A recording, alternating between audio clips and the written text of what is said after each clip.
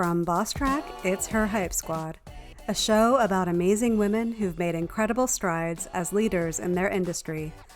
They're here to support you in your leadership growth, to encourage you and hype you up as part of your Hype Squad. Hello, and welcome back to a new episode of Her Hype Squad with Bosstrack. I'm your host, Michelle Harris. This week, I talk with Tina Ven, CEO of VDV Consulting, and Gale Nelson, CEO of Big Brothers Big Sisters Miami. We talk about speaking up, listening to lead, mentorship, bigs and littles, handing over the mic, and so much more. We had such a powerful, engaging, and fun conversation, but before we get to it, let me introduce you to Tina and Gale. Tina Ven is the CEO of VDV Consulting, a Miami-based boutique consulting firm specializing in strategy, marketing, business development, business coaching, and legal recruitment. Prior to founding VDV Consulting, Tina was co-founder and chief strategy officer at New Star Media. Tina formerly led regional marketing, business development, strategy, and communications at the international law firm of Greenberg Traurig, worked as a healthcare marketing consultant with Ernst & Young and Enzyme Inc., and as a clinical researcher at the Brigham and Women's Hospital. She's been recognized by the South Florida Business Journal as a power leader in marketing and by Miami Magazine as a woman of style. She generously donates her time and talents to a variety of impactful nonprofit organizations, including serving as co-chair of the board of Big Brothers Big Sisters Miami and serving on numerous committees for other nonprofit organizations. Gale Nelson is the president and CEO of Big Brothers Big Sisters of Miami. Gale's professional career includes over 30 years of nonprofit management and leadership experience. He's led his team to earn the Agency of the Year Award in 2021 and the National Pinnacle Award for 3 straight years from 2019 to 2021. Some of Gale's most recent accomplishments include the Irvin F. Westheimer Visionary Leadership Award, the Children's Trust David Lawrence Champions for Children Award, South Florida Business Journal Ultimate CEO Honoree, and the South Florida Business Journal Power 250 list. So now, without further delay, let's dive into my conversation with Tina Ven and Gale Nelson. Hi, Tina, and hi, Gale. I am so excited to have you both on. This is the first in a couple of different ways for our podcast. One, we've got 2 guests on, so we're going to double the value, and we have our first male guest on, Gale. Awesome. Thank you so much for breaking that barrier and coming on. My pleasure. Thank you for having us. Yes, thank you for coming on. I would love for each of you to provide a brief intro. Like, we did provide a more formal bio up front, but just in your own words, if you could give the audience a few words about who you are. Gale, you want to kick it off? Sure. I have the pleasure of serving as president and CEO of Big Brothers Big Sisters Miami, 30 years in nonprofit leadership. And at the end of the day, I work for the kids. And privileged to work with an incredible board of directors, an incredible team here at Big Brothers Big Sisters. And when you see these kids smile, that's our bottom line. Yeah, I love it. And I'm Tina Ven. I'm the CEO of VDV Consulting. It's a consulting firm that's focused on marketing, communications, business development, community relations, and legal recruitment. I'm based in Miami, Florida, and I'm the proud mother of 2 young kids. I have a 10-year-old and a 7-year-old, and I'm also the proud board co-chair of Big Brothers Big Sisters of Miami. So it's an absolute pleasure to be here, especially amongst you, Michelle, and our beloved Gale Nelson. Thank Michelle, you, Sarah. I got to add, Michelle, if I may, because Tina, I'm a proud husband and father. I got 3 bodyguards and 1 princess. And my baby girl would appreciate, my wife would appreciate being here in the midst of these powerful women. So thank you, Tina, for the reminder. Of course. Can never underestimate, that role as a parent and as a significant other. So absolutely. Yes, I love it. Thank you for providing that. It's such a big part of our lives and such a big influence on who we become as leaders as we grow up in our leadership roles. I know we're here to talk about something that is very near and dear to me with Bosstrack, and that is women, and I wouldn't necessarily just say confidence, but women and their ability to be assertive and speak up and be heard. And I'd love to hear, I'm just kind of jumping right into it. What are your thoughts on why it is difficult for women sometimes to speak up and be heard? First of all, it's a great question. And it's something that I have observed over the past almost 20 years, where it's interesting to have the opportunity to be amongst female clients and to be amongst male clients. And I find that so many female clients, and forget them being a client, but females in general. And as a woman, I feel comfortable saying this. I find that women have a tendency to hold themselves back. They're much more quiet to take on opportunities or to speak up in a room. I think there's a couple of factors. Number one, some of it's cultural, and it depends on your culture and how you were raised. Number two, I think there's a confidence factor. And number three, I think some women are genuinely scared of being wrong, right? And I think that's a human behavior as well, right? A lot of times men and women are afraid to speak up because you think to yourself, oh my God, what if I'm wrong? What if I make a mistake? But definitely, I would say those are the three factors to me that really hold women back in those situations. And it hurts me because there are so many incredible women that should be pursuing those opportunities, that have the experience and the bandwidth to respond to that question or to have a voice in the boardroom.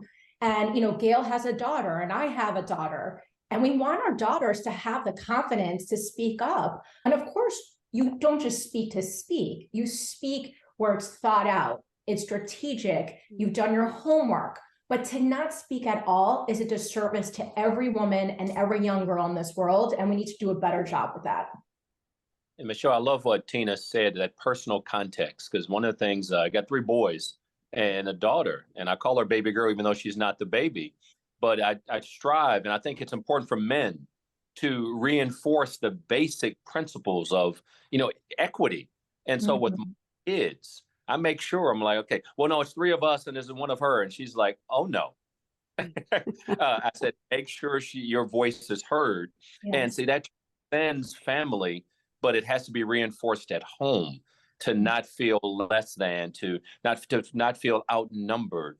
And so I think that's such an important reinforcement that we as men need to be mindful of and make sure that we never, ever allow anyone and these incredibly talented ladies to feel like we'll call on you when needed. Oh, no, they have the right, you have the right answers. So we would be wise as men to listen.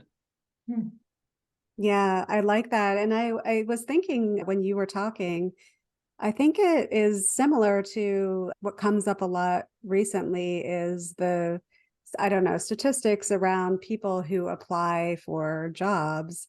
Like women are more likely to want to check all the boxes, where men might be more like, oh, I checked 2 of the boxes, so I'm just going to go for it and apply for that.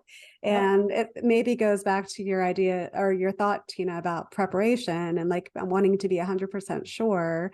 Maybe I don't know if it's just in our nature to be that way or not.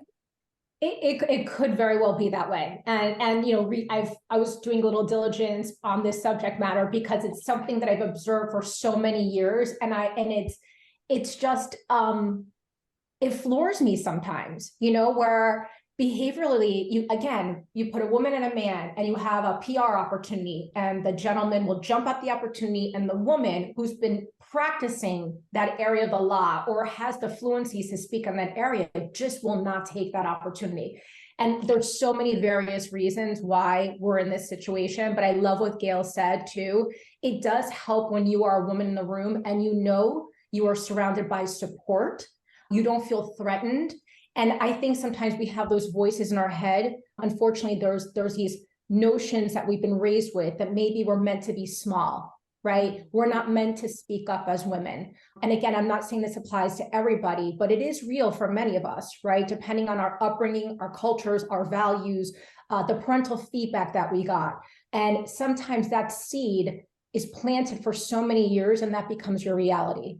And so we have a lot of work to do, right? And again, as a mother of a daughter now, And having found myself as that quiet person in a room from time to time, I'm not typically quiet, which Gale can tell you, but as I reflect on my life, there have been those moments where I was scared, or, I was second guessing myself, or I felt that I wasn't the right person to speak up on that, when in fact I was. And as a mom today, I'm being more cognizant of that, because I want to set the right example for my daughter, that she can speak up, and that we can't get stuck in our heads thinking, did I prepare enough? Did all those boxes get checked off? Because if we operate from that place, we're going to miss out on some incredible opportunities, and we're only holding ourselves back. Yeah. Michelle, I'm the baby boy, Michelle, and I am highly biased when it comes to moms, because a single mom raised me and my brother. And I think about her strength, her resilience, and the sacrifice that she made, the numerous sacrifices that she made. But also look back and I think about the fear that I would see. I have a better understanding now looking back, but the fear of being wrong, the fear of I'll just take whatever comes our way. And every time we help a child, and I've said this many times publicly and privately, I thank my mom. Every time I come to work and we help I got so many examples here in the Big Brothers Big Sisters context. But it's just thank you for your strength as a woman.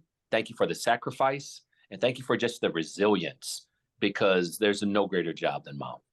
Yeah. Yeah. Oh, thank you, Gale. I love that. Me too. I love it.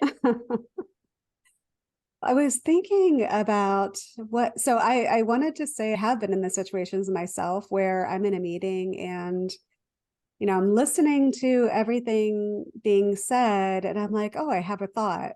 And then you question like, oh, is this the right time to bring that up? Or maybe I don't have all the pieces. And then I have like waited till the end of the meeting and talked to somebody after the meeting. And were my thoughts right in this? And like, yes, of course. Yeah, they were like, yeah, you're in the same meeting. You're hearing the same things. Like you should have like spoke up. And I wonder, based on your experience, is there anything for the more experienced leaders listening that they can do to make it a safe space or like a safe meeting that's open to everybody, and they're making it open to people like voicing their opinions? I mean, having been in different managerial and leadership roles, I definitely feel like that type of environment comes from the top down. So when you go into a boardroom or you go into a work meeting, you want to have a manager that gives off that aura, that energy of collegiality and respect, right? That we're not here to talk over each other. We're not here to be demeaning and patronizing. Everybody in this room at every seat, regardless of their gender, their culture, sexuality, whatever the case is, we respect one another. And we need to show that. And that really starts from the top down. I believe that firmly. Yeah. How can I be a leader and be patronizing and demeaning and expect the rest of my team to be respectful, kind, and collegial? So we set the example. So I feel like that pays dividends when you have a leader that really reflects, shows, expresses that ethos of respect and wanting to have everybody have a stake in the game. I don't know, Gale, what do you think? That servant leadership mentality, and I could not agree more, Tina and Michelle, because one of the things I do as an example in our management meetings here at Big Brothers Big Sisters, I tell the staff and the senior leaders, put that little girl in the chair seat. We work for her. So I think the perspective of a leader, not only what Tina said in terms of just making sure everybody feels comfortable in that collegial spirit, but let us never forget our why. And so when we think about if you want to be a successful business and you have employees, you have those female leaders who don't feel as if they belong, you're cutting as a company, as an organization, because that brain power, that skill set that you hire, that you invest in every single day. So a leader that fails to listen, fails to lead. A leader that doesn't make sure that everyone, not just in some policy, but the way in which you operate. Our why here at Big Brothers is all about these littles. And whenever we don't listen or get the best out of everyone, we're letting them down. So I think that's our North Star. Yeah. I totally agree with that. Yeah.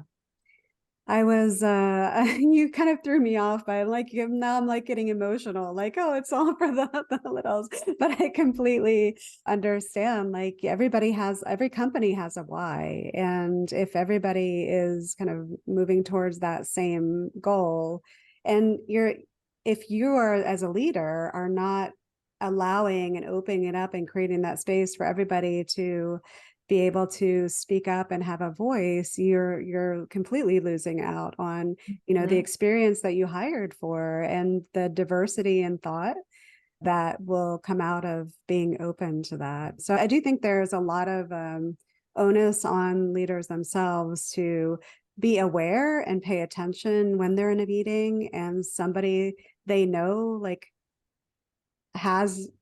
is likely to have thoughts on something, to give them, I mean, even to encourage them to speak up, or even ask that person, like, what do you think? What are your thoughts? And create that avenue for them to be able to speak up. Yeah, I think you just made a great point.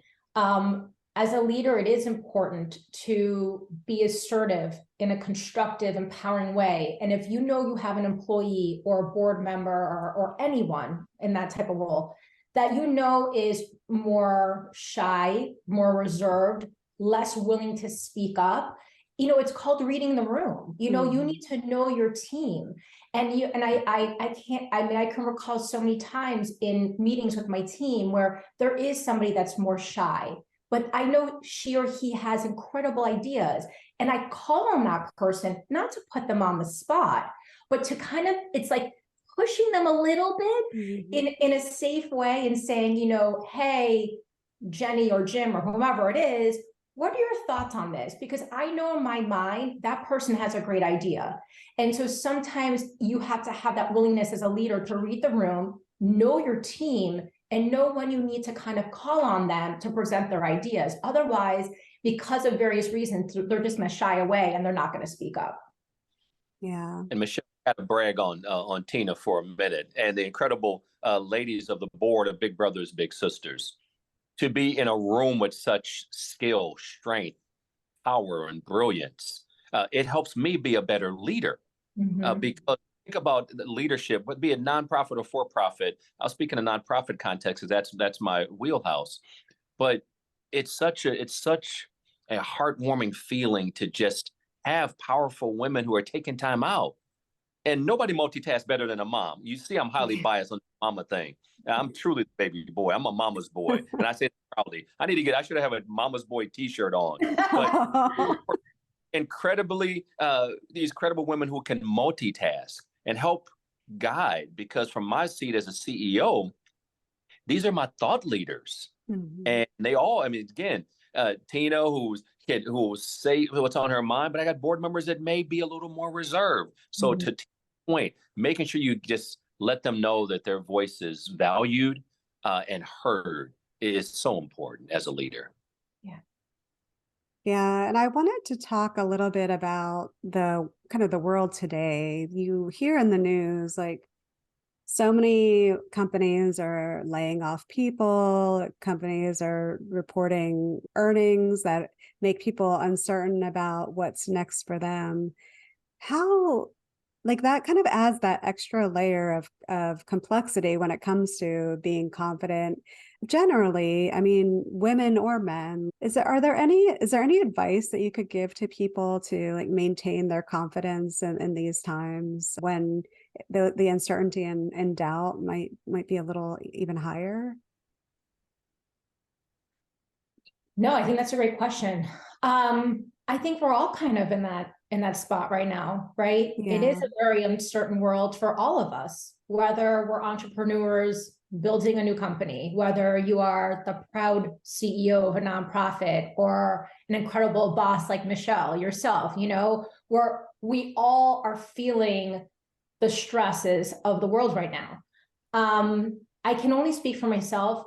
All I can tell myself every day when I wake up is that I have to keep doing what I'm doing. And what I mean by that is, if you love what you do and you do what you love, people will hire you, people will embrace you, people will want to be with you, right? And I'm not trying to oversimplify things, but I really believe in that. The power of just the grind, the hustle, being responsive, being accountable, taking pride in what you do. It sounds so easy, but so many people take this for granted, or they don't uphold that ethos when it comes to work. But that's how you quantify an employee's worth. That is what allows a client to say to you that during these tough times, I'm having a hard time as a client, but you're worth you are worth it for me to continue working with you because you're just that good. That my job, my product, my company without you is not the same. We have to have a value, right? Because I used to have a boss back in the day that used to tell me that whether good or bad, we're all replaceable. So, at the end of the day, what is our unique value proposition? What makes us that worth it, right? And so instead of focusing on the negative and the chaos of what's going on in the outside world, there's always going to be conflict. There's going to be challenges. It's just part of life. But the one thing that we can control is our work ethic, what we put out, our reputation, respect, camaraderie, just delivering great work, not even good work. Good work isn't going to cut it anymore because there's always somebody hungrier for that work, right? So we have to work at the highest levels to maintain that flow of business. Otherwise, we're going to lose it. So it's really a mindset, and it's really a testament to quality. Yeah. I'll put my Coach Gale hat for a minute. Tina and I always talk about the athletic mindset.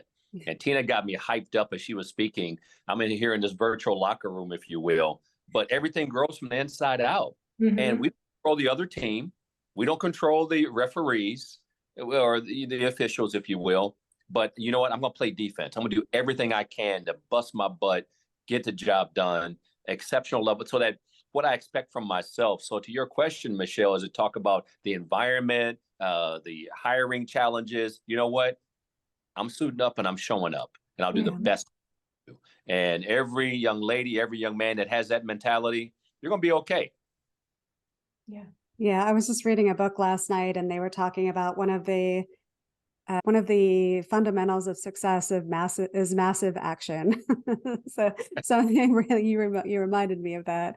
I think that now is the time to not be quiet, not to question yourself, because if you have any worries at all about what is next for you at your company, now's the time for you to shine and make yourself visible and not hide, because you want them to be thinking of you if they're thinking of who is invaluable to us. Yeah, Tina is invaluable to us because, she is speaking up, she's providing this great insight and meetings. And, it's interesting because you start to get fearful and pull back because you don't want to say the wrong thing, because you don't want them to look at you badly and say, okay, they're the next ones. If there is a next, that's just the fear.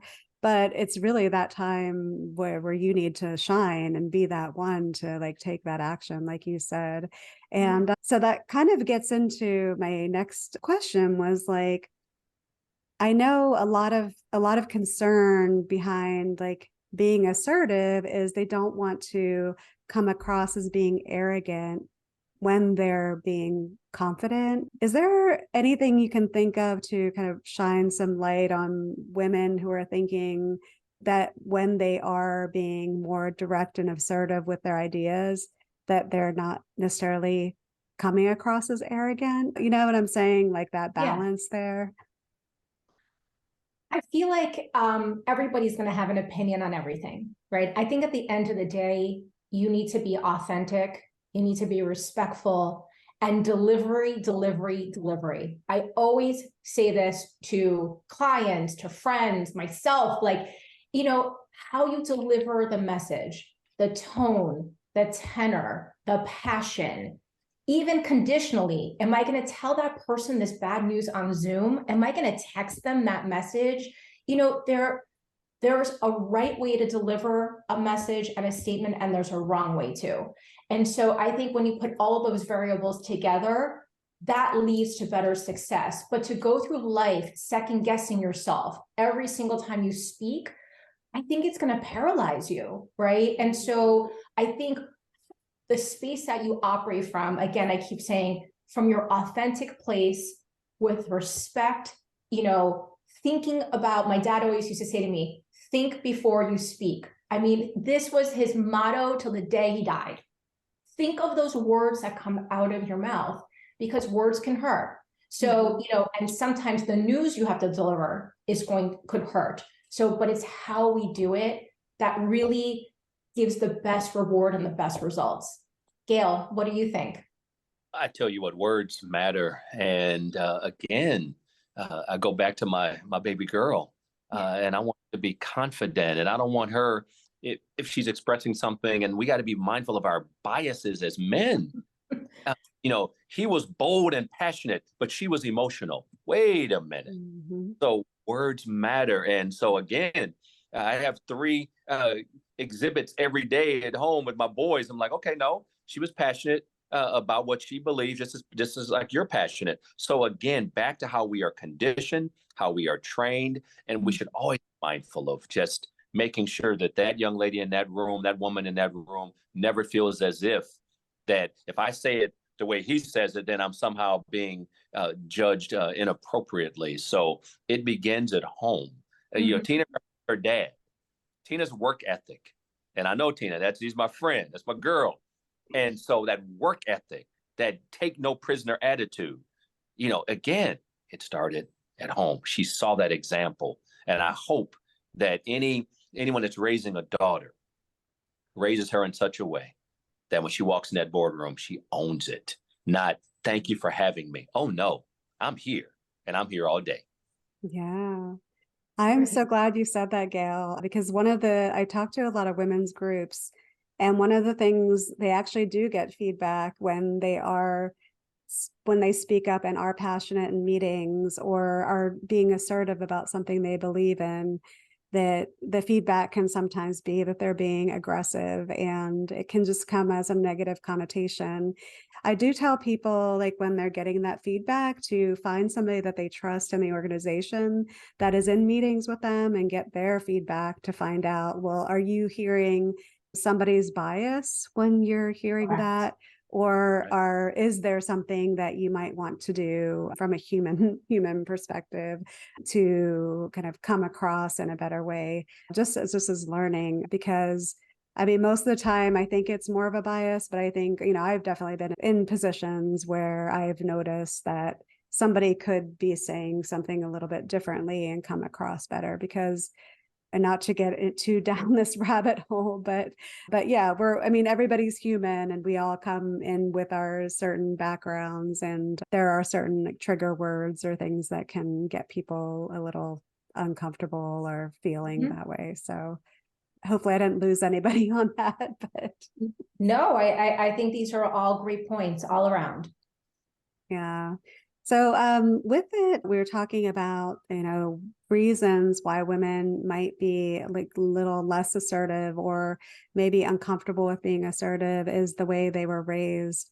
Bringing it around to big brother, big sisters, is there something that you do with the girls and boys to encourage going after the things that they want and being confident with what they're doing?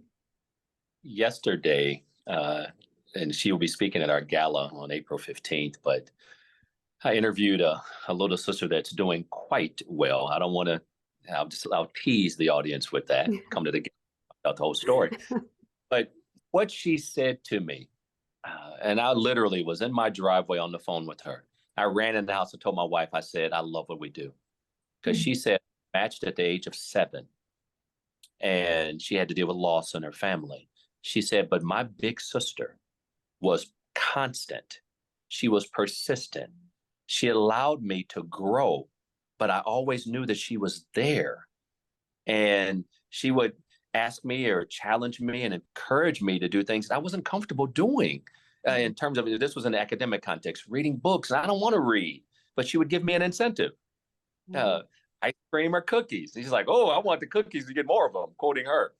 But to your question, just having a constant friend, support, because when you start feeling like you mentioned earlier, when so many women and these little girls don't feel comfortable in their skin, and people can be mean sometimes. People can put them down at school at very early. I remember my daughter when she was in elementary school. These girls said they didn't like me, but I didn't do anything to them. I said, sweetheart, you're smiling, you go to school with some confidence, and maybe it's triggering something in them. You're not the problem. And so the secret sauce at Big Brothers Big Sisters is we believe in the unlimited potential that our youth have. These beautiful girls, these incredible boys. So all of these human beings, and they're matched with someone that may come from a totally different background. But the constant is we're here for you. And no matter what you want to do, we're going to be here every step of the way. And it just, Michelle, I hate what I do, obviously. It never gets old. Gale is 100% right. Of course, he lives and breathes the mission and the love and the ethos of Big Brothers Big Sisters. I know I personally had the wonderful opportunity to be a big sister, and I was matched with a young woman named Leah. And we were matched when she was in 10th grade, and we were together 10th grade, 11th grade, and 12th grade. And just to kind of add a little tidbit on to what Gale was saying, I always say, like, I learned more from Leah. I feel like sometimes I gained more from her than what she gained from me. And even being a mother and going through that process, it was just very different. And I have to say, it was incredibly rewarding and humbling to be with her. For her to open up to me, a complete stranger, and she was very quiet and very timid. And like any child, it takes time to build trust, right? All great relationships are rooted in trust. And so I had to show her, you can trust me. This is a safe space. I will hold you accountable, right? Like, that's when the mom comes out. Leah, what's going on with your grades? Leah, did you do your homework? Leah, what's going on at home? And we built a beautiful relationship from that. And I say this story a lot, but I will always remember when Leah wrote her personal statement for college, and it was extremely personal. And I remember when she sent me the file and it said confidential, do not share with anyone. That to me was one of the most rewarding moments in my relationship with her, because she shared very deep rooted trauma, pain, loss in her personal statement. And so I take you through this journey that I went through with Leah because, it was such a wonderful relationship. She was a mentor to me. I was a mentor to her. We held each other accountable, and we wanted the best for one another. And I always say to people, what makes adults in the corporate world, where corporations invest millions of dollars on professional development and mentoring, how can we ever dismiss the power of mentoring with a child, right? And so what makes them any different? These children need a safe space. They need a voice. Some of these kids don't have a person to turn to, just like what Gale was referencing. And so, when I reflect on almost 20 years of being involved with Big Brothers Big Sisters, and people ask me why, this is the why, right? Like, a lot of us take for granted those mentors, those safe spaces that we have in our life. For these children, this is what all they have, right? And when you see the statistics of the impact of mentoring on children, keeping them out of jail, keeping them in school, incredible graduation rates, the proof is in the pudding. So, it is truly incredible to see the reward, the gift of mentoring with children in so many ways, emotionally, personally, and professionally. And Michelle, Tina gets me hyped up, so I got to just jump back in here for just a second, because she does this all the time. But I was, the CDC. Now, obviously, in light of our most recent history, people know the CDC, Center for Disease Control, but they have a report that I'm sharing with the board that talks about mentoring, the efficacy of mentoring. So people can say, oh, that's a great feel-good story, Tina. That's a great feel-good story, Gale. But the facts remain. The social emotional wellness. There's something known as ACEs, adverse childhood experiences. And there's a score. I mean, if you grew up in a single parent home, if you've dealt with death, if there's so many variables that these kids deal with that can lead to depression and feeling this sense of isolation. But they say one of the strongest forces to help mitigate adverse childhood experiences, and to help these kids feel just better about themselves is a constant support in their life. Insert big brothers, big sisters. Yeah. Yeah, and you're right. I mean, people in the corporate space should be able to relate completely with the whole value of mentorship itself, and where better to start than at a young age. And I'm trying to think, while you were talking, I was trying to think of the name of, there's a book called, is written by two women. It's about confidence. And they do talk about how women kind of do grow up to have that like self-doubt and lack of confidence, and a lot of it goes back to obviously to their childhood, like we were saying earlier, and where better to start, especially for those young girls and boys who are disadvantaged and not even like in the same like place as other girls and boys that do have more of an advantage. Yeah, absolutely. Yeah. Circling back to what we were talking about originally with the self-doubt, is there a time going back for you personally, Tina and Gale, that or earlier in your careers where you felt self-doubt about something and you felt like you overcame it to achieve a successful outcome? You want to go first, Gale? Sure. I mean, well, there's so many occasions of just doubting. Again, when I got into nonprofit leadership, and I was like one of the youngest in the room, and so you just think, do I belong? And so it'll suppress your own growth. As I thought about it, and then having people report to you, and I remember vividly, I was working for a nonprofit organization, and I'm a supervisor, and I would send my first few emails to them. If you would be, I was very nice, of course, but I was almost asking their permission. Can you please do this when you get a chance? And I look back on that now. So I didn't really give them a framework as to when. It's like whenever you get around to it. But I wanted to, the way I dealt with my own self-doubt was to give people an avenue to just have just too much latitude. Mm-hmm. And so the bottom line is, and so now as I look back on that, what did I do to mitigate that? Again, coaching and mentoring. I had people saying, hey, here's a deadline. Having board members, to having thought leaders working with me. I was in my 20s. And so now with much more responsibility, you still want to have that collegial spirit, but accountability is never to be compromised. And so we get in our own way, and the effectiveness of a leader begins and ends with like, okay, I'm here, I earned this, and don't let the fact that you're a woman or you're a man, no, go get it done. Your teammates should want you to be successful. I tell my team all the time, I work with you, but also work for you, and we all work for the kids. When we have that perspective, there's no room for doubt. Yeah, I mean, I was smiling when you asked the question, because absolutely, I can't tell you the number of times I've doubted myself. I can recall a time, for a company that I worked for where I was promoted to a manager role. And I went from being with my, I was at a level where I was colleague to colleague, friend to friend. And then all of a sudden I'm supervising my friends. And I think a lot of people listening to this podcast, and many can recall, oh my God, I know what she's talking about. And I was terrified. I was terrified of, what am I going to do now? Now I'm supervising. I need to do the reviews. I'm their boss now. And here I was, for years and years, going out and traveling with these people, with my friends. And now they're reporting to me. So I remember being absolutely terrified and even second guessing myself and my competencies in that role. But I was very grateful that the company I was at and some of the mentors, we talk about mentors, the mentors that I had within that institution really believed in me. And they said, we wouldn't put you in this role if we didn't think you couldn't do it, right? Like, we know you can do it. So if you're in your head, you have to get out of this space.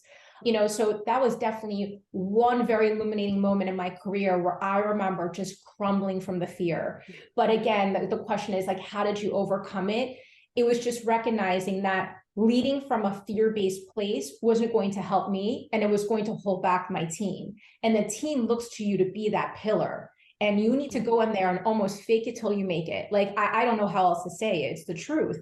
You will survive. You will succeed. You will flourish. But if you go into that room and you surround your team with negativity or fear, I believe that, it's almost infectious. That energy permeates through the room, and then you have an entire team that's getting nervous. And that's not a very successful place, or it's not a successful place at all to operate from. So it was a matter of teaching myself and being cognizant and aware of, there's no analysis paralysis. There's no time for that. This is not the time to be afraid. I need to trust myself. I went to school for a long time. I did, I've had work experience. I can do this. And so it's just a matter of telling yourself that over and over again. Yeah. If you don't mind me asking, so that you're right, that is a situation that a lot of people find themselves in when they're early in their leadership career, or even like further along, is that they have these they're working with their peers and suddenly they are responsible for them. Are there any other, maybe some strategies for not necessarily like being confident to lead them, but kind of being able to navigate that friendship versus boss relationship? Like, did you have people that kind of pushed back? And yes. Like, how did you overcome that? It takes time, right? I think you almost need to take a deep breath when you assume a new role, whether you're a manager or director or supervisor, whatever that role may be. And you need to remind yourself that there is going to be a transition period where you've gone from being peer to peer to supervisor. And you do need to sit down with your peers. And, we're all professionals, and these peers recognize that there's been a change in your role, but it is helpful to sit with your peer and, or your former peer, and say to him or her, look, there's been a change. I need to prove to you that I am the right person for this role, but your support means the world to me. I will earn your trust. I will always respect you. I will always admire you, but I need that to be reciprocated. I want you to give me a chance.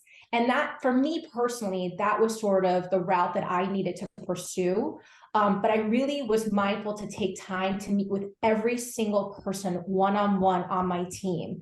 I really made a concerted effort to tell myself that I can't expect change to happen overnight. I think sometimes it scares people when you come in with an iron fist and you want to change the world in 24 hours. It puts people off sometimes. And sometimes people come from the best place, the best spirit, when they want to effectuate change in the quickest amount of time. But everybody responds differently to change. Some people are open to it, and some people are absolutely terrified by it. So, that was sort of the lessons learned in that journey, was to be patient, to earn trust, to show that you are the right person for that job, to lead by example. And I think, having passion, compassion, and I will never underestimate having an emotional quotient. You're dealing with humans. These are not robots. And, I think one thing that drives me crazy is when people lead with this fear-based leadership.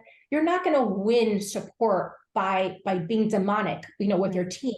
You're going to alienate people. You're going to create silos. More importantly, people are going to walk out the door, because in this day and age, there are lots of choices when it comes to where you want to work. And so you want to create a culture of positivity, of professionalism, and collegiality. So, those, to me, those were sort of the lessons learned, the best practices, and just the tips that I can share with anyone that's in that journey right now. Thank you. I appreciate you sharing that. It's something that we talk about a lot with Bosstrack, because we are talking about new leaders transitioning into that role. It's a big part of that jump, that leap. So I'd like to shift away from confidence and self-doubt and just move on to general leadership, if that's okay with with two of you. I was wondering, like, what is the best leadership advice the two of you have ever received? The best. I certainly got some great leadership advice over the years. And I think about this book, The Flight of the Buffalo, learning to let employees lead. And it really contrasts the buffalo and geese. And a buffalo line up behind the leader and they just follow, even to their detriment at times. whereas geese form that V formation, and everybody is learning to takes that leadership role at a certain point. So there's a formation, so there's structure, but there's also a direction that we're going in, but everybody is empowered. And again, sometimes within their department, within their specific function, but I think it's so important from a leadership standpoint that you don't have to do everything. The power of delegation, the power of empowerment, empowering your team so they can feel confident in their own skin, because at the end of the day, it's a we thing, not a me thing. So that's one thing that's just right off the top of my head that really sticks out, and that's really guides me today as a leader. Yeah, I love that. I think I'm trying to think of, again, like Gale, I've heard great advice over the years, but I always remember there was a leader that used to tell me, my goal in life is to have you be in my seat. And I remember being a young professional and hearing that. And I sort of instilled and said those same words to my team during reviews, because he said it in such a great way. You know, that leader at the time, his goal was to see all of us shine. He wasn't threatened by us, you know, which is, and sometimes leaders don't operate that way, right? We keep it very real, you know, in this podcast. But this leader always said, my goal is to see you in this seat. And so it's about growth. It's about investing in professional development. It's about teaching. It's about being honest and transparent, right? It's about being honest and ethical. And, you know, but again, we can never underestimate that energy and that passion, right? Because how can you instill influence? How can you empower your team if you're operating from such a low energetic place and there's no passion, right? Something has to drive you to get up in the morning beyond a paycheck. You want to enjoy what you're doing, and you want to enjoy your team, because the reality is you're spending more time in that office than you are at home. I mean, you look at the hours of time that people spend with their team. So, you know, I think that's a great leadership value, is to empower your team and your teammates to be in that leader's seat. And because it influences them to aspire for greatness. You know that at some point you will be in that seat. And that's when you know you've done a great job as a leader. Yeah. So it's such a mindset shift. It is. And you're talking about like even having that passion as a leader. And so many people are promoted to a leadership role because they're great at their job, but then they're like, okay, I'm a leader. What do I do? And it's like, it's not only shifting like the role, but it's shifting that mindset of that's where I need to come from, is like having passion and looking at my team and helping them to grow, and then following in my footsteps, like to take my seat as I move up or move on to better things. Yeah. Michelle and Tina, I will say this as well, just to throw in another little nugget of leadership, because this is Bosstrack. We want to get these bosses, keep them on track for great levels of success. But leadership is lonely. Let's just go ahead and tell the truth. Leadership can be very lonely. And the beauty of, as I say many times, kind of who polices the police. And so leaders need to be able to have that space, that safe space to talk to other leaders and say, hey, I'm struggling with this. I need some coaching on this. And so we talk about leaders in the context of our employees, our peers, our colleagues, and our teams. But we as leaders need to share notes and let our hair down, if you will, and just say, hey, wow, that was a tough one. Because you got to make those tough calls, and you can't vent to your employees. So where do you exhale and be human? Then you got to go home and be that mom and that dad, that parent. So it's very important that leaders recognize, because you end up going home and it adds stressors that should not be there if you don't have that outlet as well. Yeah, that's so true. And that actually rolls right into my next question. We were talking about mentorship earlier, and I was curious whether the two of you have a certain mentor that you can remember in your life that made a big difference in your careers. You want to go first, Gale? Sure. I mean, again, James Ray, the late James E. Ray, my high school principal. My freshman year, I'm in the hallway, new kid on the block. My brother's a senior, captain of the track team. And he comes out of the office and says, Gale Nelson. First of all, I'm a freshman. How does he know my name? He says, I need you to come to the office. Everyone's looking around. When the principal comes out and calls your name and says, go to the office, they're like, what did you do? I'm like, nothing, but this is a little scary. So I go to the office and he puts a microphone in my hand. And Tina's going to crack up. He puts a microphone in my hand and says, I want you to help me with the morning announcements. Wow. I wonder why. And I'm just this little freshman with my little afro, and my voice was, let's just say I didn't sound like this back as a freshman, as a teenage boy, but he saw something in me. And that microphone in my hand, and to this day, I've never put it down. Wow. And when how big or small the stage, and my sister Tina knows this, I think about Mr. Ray every time I get on a stage, because I never asked for it. He saw it in me. I'm kind of getting a little emotional right now, but he gave me a platform.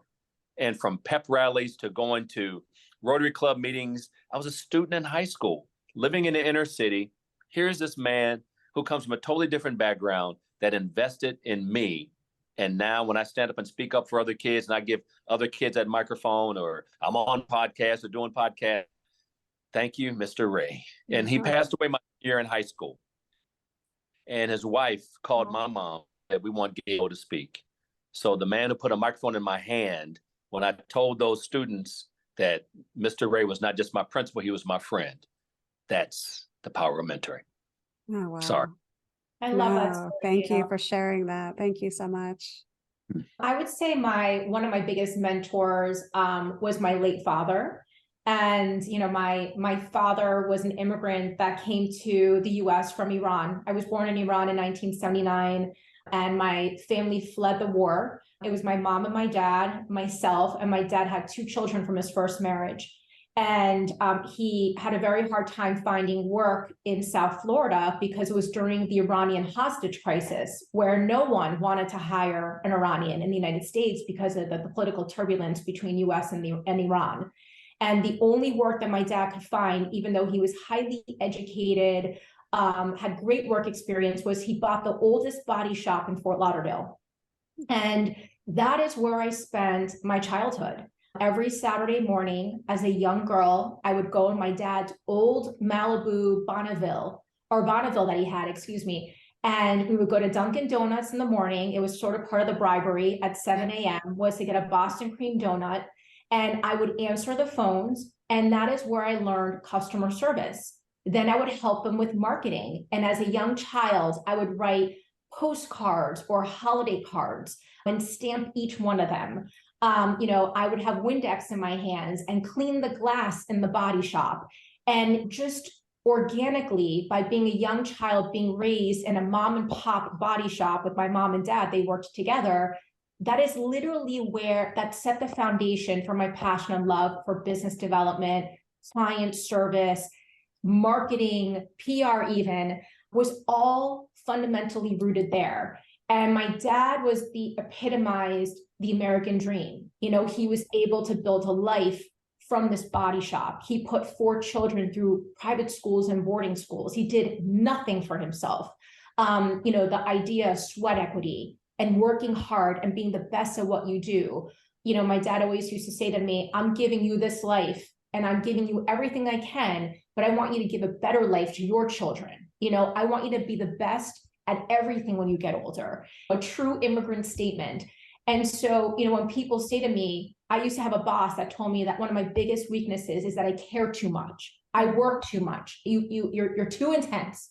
And, I only know one way of functioning. I watch my parents survive, right? How do you feed 4 kids, right? How are you going to pay your bills next month? It's all I know. And I will tell you, in retrospect, I'm so grateful for my parents instilling those values in me. I'm grateful that I was that immigrant child that had to find her place in this world. Because today I have clients that respect that work value and that work ethic. I care with my heart and soul with everything I do. And it's because of my dad. It's because of watching him. So there's no question he's been my greatest role model. Awesome. Oh my. Oh, wow. Those are 2 such powerful stories. So how do I move on to the next question from here? It's all heart, my friend. Wow. real. And, we all have stories, and there are other individuals that have made a true indelible imprint in my career or in my personal life. But it's important to be able to reflect and to talk about these incredible people that have really molded and changed our lives. Yeah, I appreciate you both sharing. Those are really powerful stories of mentorship. So now I'm going to segue to a lighter topic with Bosstrack. One of the things we believe in is to be a great leader, you need to invest in yourself and take care of yourself. And so one of the things I like to ask our guests is whether you have any routines or rituals during the day or week that you feel help you bring your best to the day, to bring your whole self to the day. Gale? Well, I got a few of them. Obviously, chasing golf balls on a golf course brings me a peace in a weird kind of way. I'm getting better. But music, I did it today. I just turned on some jazz. I just took a moment of let me just be present, because I had a couple meetings this morning. I met with a couple of my managers today, and I just needed a moment for me. And I turned on some jazz, and it was amazing how it just took me to a place of serenity, and I was ready for my next meeting. So hour of just therapy, I needed it today, and it's really, and it led me to be in a good, calm place as I work with some managers today. And it's just one of the many little things that I do. I just stay present and mindful. I'm definitely trying to do a better job with self-care. And I'm really glad that you're bringing this question up, because we're so hyper focused on work, being a good leader. What does it mean? And you cannot pour from an empty cup, right? And that's what I always tell myself, that if the engine is on empty, I serve no value to anyone around me, including myself. So when I have the time, I grew up playing tennis. I love tennis. You can hit that ball with all your stress and you feel better. Even something as simple as taking a walk. I took a walk this morning with my son and walked my dog, and it was such a beautiful day. And just to get a little sun, some vitamin D, and some fresh air, I think we underestimate those little things. So definitely going for walks. And like Gale, I love music. So music is something that is so soothing, not only to me, but I have like a music loving family. So my daughter, my son, my husband, he's a surgeon. He operates in the OR with music. Yeah. That's his thing. It's what keeps his stress levels low and keeps him focused, which is interesting. So that's what works for me. And I think people have to find what works for them, whether it's journaling, yoga, meditation, going for a walk, riding a bike. We all need an outlet. The bottom line is to really to perform in the athletic world, to perform at your highest levels. We need to have balance. We cannot forget to take care of ourselves. Otherwise, like I said, we're not going to be able to perform the way we want to. Right. And so you both brought up music, and on the opposite side of calming you down, is there a certain song that you will put on when you actually need to hype yourself up and give yourself energy? Oh, why are they laughing? For me, it's always "Don't Stop Believing" by Journey. And it's not to be cheesy. I'm an 80s kid. I listened to that as a kid, and I still, like, when I'm having those moments where I need to get fired up, that's my go-to. Love it's it. funny that I remember when Tina was honored for something, one of the many well-deserved awards, the social media post, I added the music on the IG post. It was Journey's "Don't Stop Believing." And so my go-to is absolutely, positively Earth, Wind, and Fire, September. That's September. True. Yeah. Great song. That's a good one. Yours, Michelle. What's your go-to song? I feel like I go to the standard Unstoppable, because I feel like that is, it has all the words and the powerful music behind it. But I have I have several playlists that I go to. So I kind of spread it around. I really do like Beyonce's Formation. Yes. That it just like gets me really hyped up. And that's a gym song for me too. If I'm in the gym, like it just motivates me to move. Love it. I love it. Yeah. Thank you for asking me that. Of course. Is there something that you can think of that you have purchased in the last year or two that is reasonably priced that has changed your life and so not changed your life, improved your life in some way that you could recommend to the audience? Yes and yes. Air tags. I think people underestimate air tags. You can get a pack for, I think, like $29. And again, if inflation has changed the price, do not be mad at me. Last time I checked, or you can get a 4-pack. I think it's like under 100. I swear by air tags. You can put them in your suitcase when you travel. And when the airline says, I'm telling you, you're going to be very happy with my tip. When the airline says we can't find your baggage, guess what? You have your air tag and you can track it. I also use air tags when my kids go skiing and they're in ski school and I want to find out where they are through the iPhone. I can track where my kids are. I even leave them in their backpacks when they go to school because there's sports, there's events, they don't have cell phones. At least as a parent, it's not to be big brother here, but for safety and for knowing where my children are, it makes a difference. Some people use air tags for their keys. You know, there's certain people that lose their keys all the time. It's great. So for under $100, this is not a sponsored ad. I am advocating and supporting the purchase of air tags. Love it. I'm going out to buy some air tags this minute. We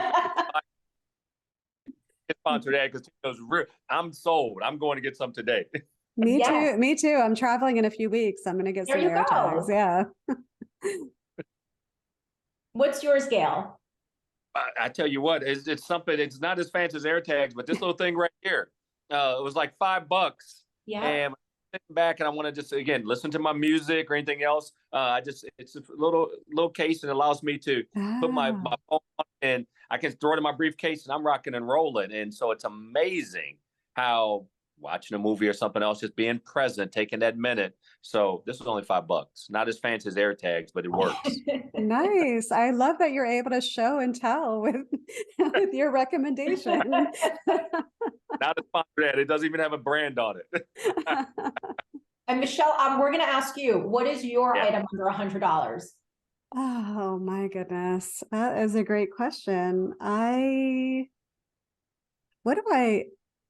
think that my best investment, I think that I've purchased recently, I feel like I have so many of them, but I was talking to somebody the other day about an app that I use, and apparently it's for people that have ADHD. It helps keep you focused. It's called Focus at Will.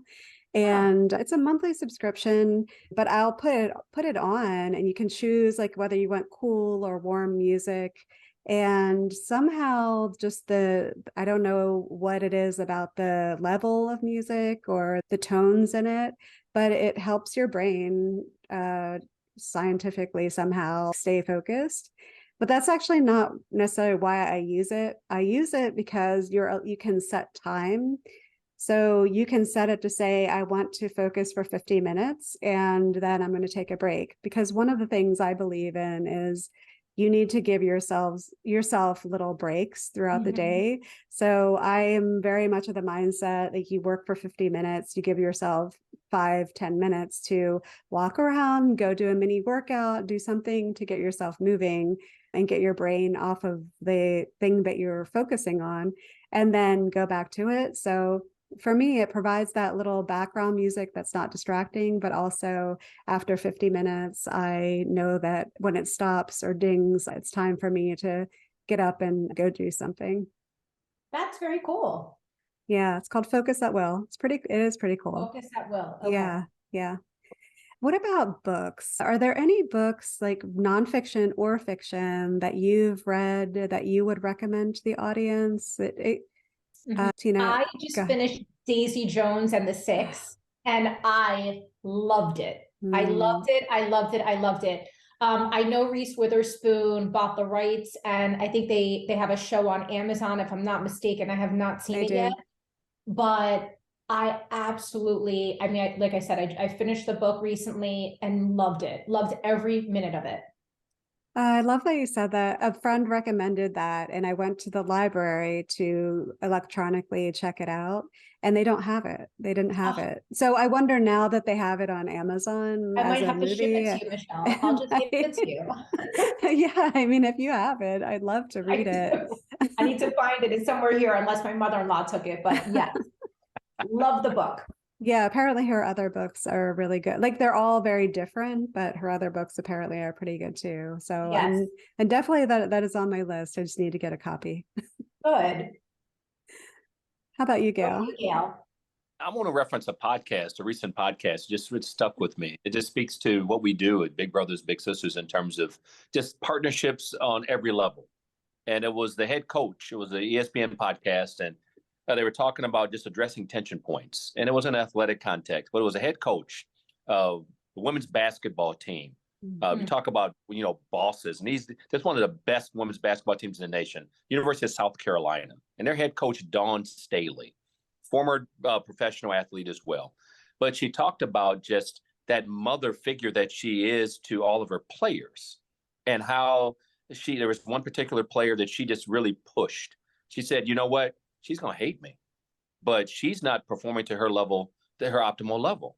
And she said, I'll be really tough on her. But before she really got, kind of got into her and just really pushed her, she called her parents and said, I'm about to do something. She's going to hate me. I'm going to push her. I'm going to let her know that, you're the captain of this team and your level. You're good. You're averaging 20 plus points a game. You should be at 30. She said, I want you all to be prepared because she may want to transfer. And lo and behold, she got into her best player. She called her parents and they interviewed her mom. And she said, she called crying, like, can't stand this coach. And so the coach prepared the parents. So this partnership, and we found these young ladies with love and support. And we surround our kids with love and support. But you know what? It was kind of a good cop, bad cop kind of scenario. But it was so cool when they, at the end of the podcast, they talked about the journey of leadership. And that just stuck with me because it's not always telling someone what they want to hear. It's pushing them to be better. So that stuck with me. Yeah. Yeah. Very good.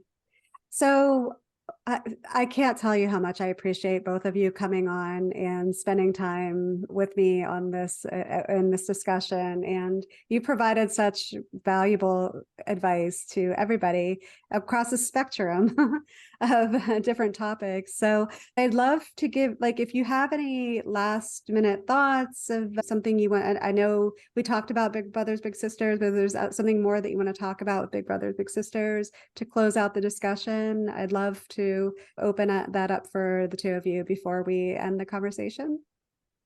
Go for it, Gail. All I'll say, and thank you, Tina. Thank you, Michelle. This is a pleasure. I always love hanging out with Tina and Michelle. I just appreciate you having us on the show. Everybody has that mentor. We talked about it today. Everybody has that go-to person. And just think about all these kids that, this beautiful place we call home here in Miami-Dade County. And as we think about just that child, and there's so many great nonprofits that are doing incredible work throughout our community. And I want everybody to just remember this: the cost of doing nothing is far too high. Just reach out and mentor a child. If you don't have the time, then invest and support the cause of mentoring, because these kids will pay us back. And it's just a pleasure to work for these kids, not just represent them, because they don't need to be fixed. They need to be supported. I used to work at a residential facility for juvenile delinquent boys, and these young men went to jail, then they came to us. And I spoke many times at young ladies, a prison for young ladies. And you know what they all wanted? A sense of family. Why'd you join a gang? They have my back, and they're my family. What child doesn't want to be part of a family? Who doesn't want to be supported? So if someone is moved to the point of action, because we're all about action on Bosstrack, action, not just words. BBBSmiami.org, BBBSmiami.org. The cost of doing nothing is far too high. Wonderful. Thank you. How can I follow that, Michelle? It's like a mic drop. We need a mic drop right now. I couldn't have said it better than Gale. I think one thing I would say as a closing remark is thank you, Michelle, for creating this community. I mean, that's what Gale is referencing. Big Brothers, Big Sisters is about creating a community, a safe space, a place for empowerment, a place for growth, a place to make mistakes and to say that's okay, right? We're not perfect. We're all human. But I think one of the big takeaways here is that we all have a story. Life isn't always a straight line. There are ups and downs. When it goes left and right, it's like a crazy roller coaster ride. But we need to trust ourselves, and we need to make sure that we don't allow anyone to ever make us feel small, that our dreams are achievable, that we all need a mentor, and we just need to trust ourselves, right? And life is too short. So go after those things that drive you. If it gives you passion and it gives you joy, you're in the right direction. And having a supportive platform like Bosstrack, and having an amazing mentoring organization like Big Brothers, Big Sisters, and being able to learn from each other is just the truest form of empowerment. Like this is, it's just so rewarding. And it's been such a great opportunity to speak with you and with Gale, who I love and adore. And I've had the privilege of knowing for almost 2 decades. So it's really been wonderful. Thank you again for having us.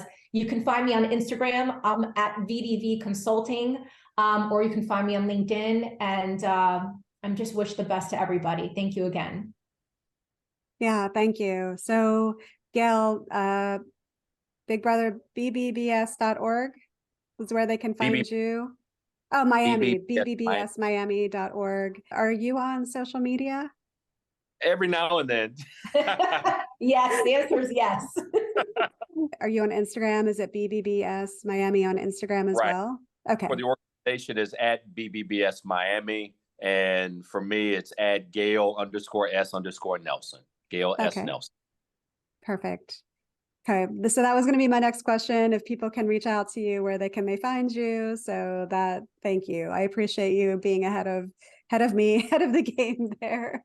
We come prepared, Michelle. We come prepared. Yeah. Well, thank you so much again. I do appreciate your time. I can't tell you how much, and it's been a wonderful conversation. And I personally have taken a lot away from this. So thank you, Tina and Gale. I appreciate your time. Thank you again, Michelle. Yeah. Enjoy the rest of your day, and we'll talk to you soon. Wonderful. Have a lovely day. Thanks, everybody. Bye. Bye. Hi, everyone. This is Michelle again. Just one more thing before you take off. If you've enjoyed this podcast, consider joining our Patreon at patreon.com/Bosstrack, or sign up for our free weekly newsletter. It's easy to sign up and easy to cancel. Every Monday, we send out a short, exclusive newsletter of what we found during the week that we're excited about, we're inspired by, and we're watching and reading. If you'd like to check it out, just to go to thebosstrack.com/newsletter. Just type that into your browser, thebosstrack.com/newsletter. Drop in your email and you'll get the very next one. Thanks for listening.